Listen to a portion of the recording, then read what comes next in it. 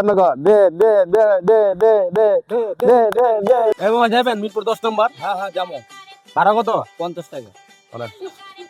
এই দোস্ত 10 টাকা দে না। কিরে সবিক তুই না?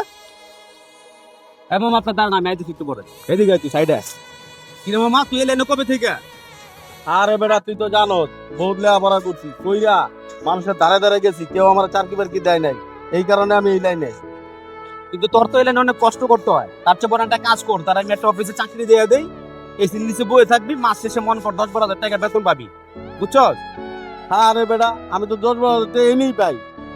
আর ধরো বেটা তুই 10-12 হাজার টাকা এনে কামাস ঠিক আছে, কিন্তু তার জন্য তোর অনেক কষ্ট করতে হয় না? হ্যাঁ, মানুষের দ্বারা দ্বারা তোর যাইতে হয়, এই যে রোদ বৃষ্টি ঝড় তুফান এই সবগুলো উপেক্ষা করে মানুষের দ্বারা দ্বারা যাস, যা হাত চাইলে দেখো টাকা দে মানুষের গালি গালাজ করে না? হ্যাঁ, এর মধ্যে কোনো সম্মান আছে?